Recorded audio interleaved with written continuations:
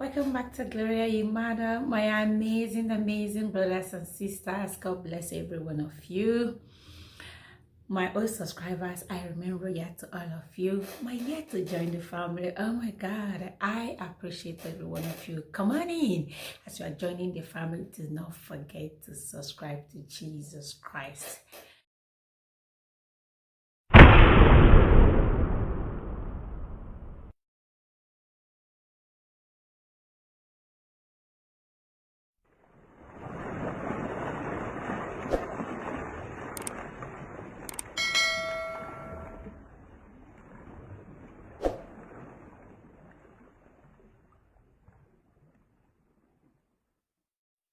Remember the danger of familiarity.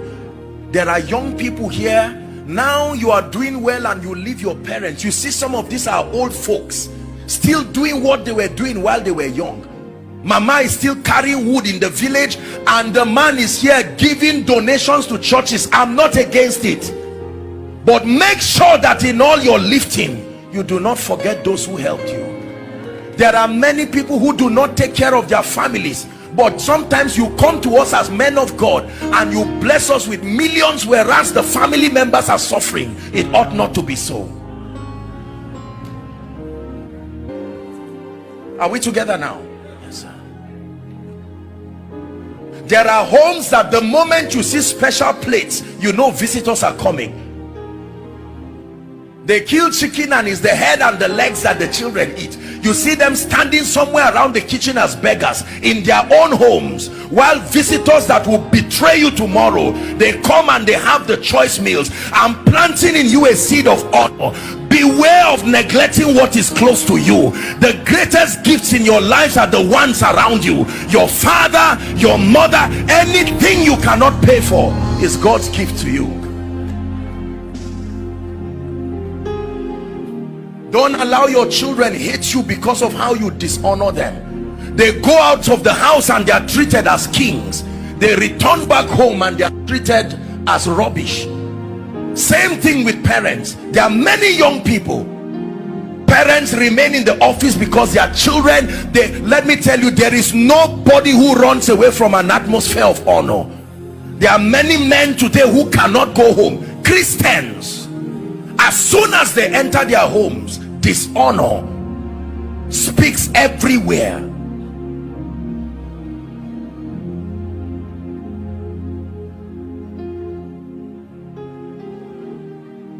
There are churches that dishonor their pastors, dishonor their men of God. I do not know any assembly where the man of God will not excel, knowing that his people love him sincerely. Not something you qualified for.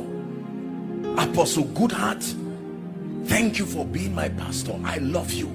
That you can truly, he knows how comforting it will be. You can be serving in the church doing things, but your heart is sincerely not there. We're talking of a genuine connection.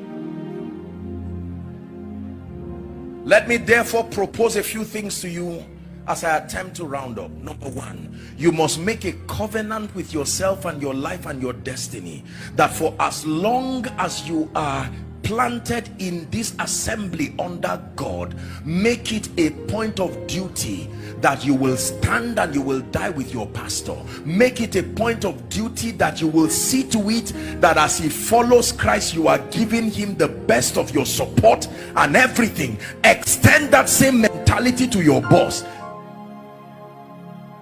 Extend that same mentality to your children. Can I tell you this? There are many young people today who hate their parents because the parents never believed in them. They went elsewhere.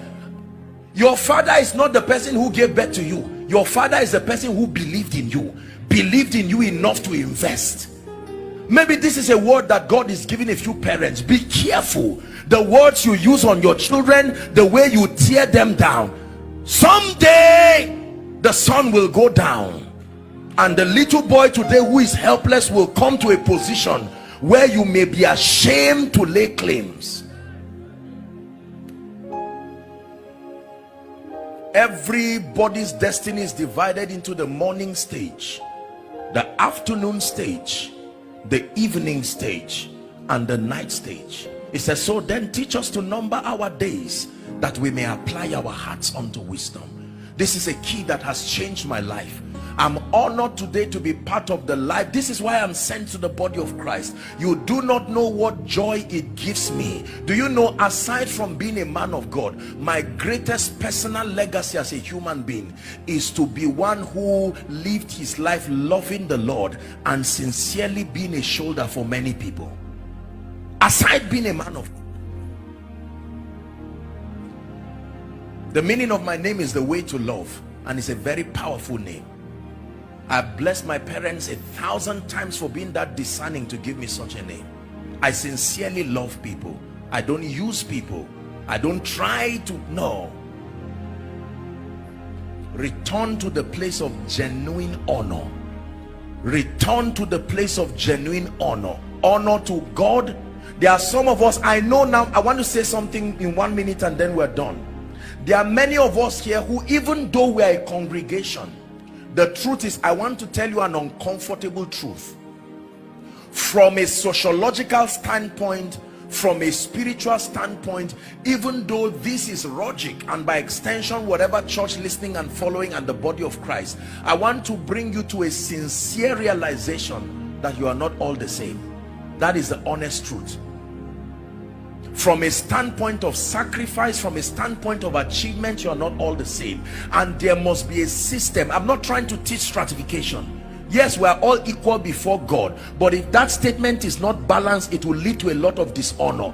I found out that the reason why many blessed and wealthy people do not come to church is that there is a track record of dishonor. Their sacrifices are trivialized in the name of creating a unified platform to bless people. Jesus did not hide his honor for noble people. Zacchaeus, come down, I've changed, I'm going to your house. And because of that one sacrifice, many people were forgiven. The centurion, you are a man under authority, I respect you, I don't need to come to your house, I will speak the word. No matter how high God lifts me, I'm wise enough to know that there are positions I occupy today, sociologically speaking, that is a privilege. It didn't come by age, it didn't come by qualification, and we must be wise enough to communicate the same. Is God helping us?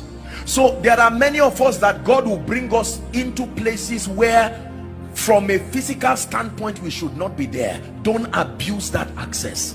When God gives you access to the ears, the hearts, the hands of kings and nobles, do not trivialize it. One time I was going to pray for a first-class traditional ruler in this nation, and when I got there, there are these people, I don't know what they call them, the ones who hold whip and ensure compliance, those guys there, and I was going to the palace, and you don't enter the palace with your shoes, you know that, right? But the man said no. He said enter, and the people were surprised. I said no sir, please let me take off my shoes. He said no, I am king. I said enter. But if I'm going to see him another day and I now buckle my shoes and just jump in, no, I will not abuse that access. Can I tell you this? Every time a man shows you uncommon access, make sure you send back a message that makes him know, I recognize this is a privilege and I do not take it for granted. I guarantee you, do that and you have secured his fear. That fear of, if I give you greater access, would you abuse it? If you let them know that you are aware that you will never abuse it, then you will see more of them. These are the keys of the kingdom that we do business with. Thank you for watching. If the video interests you, please share.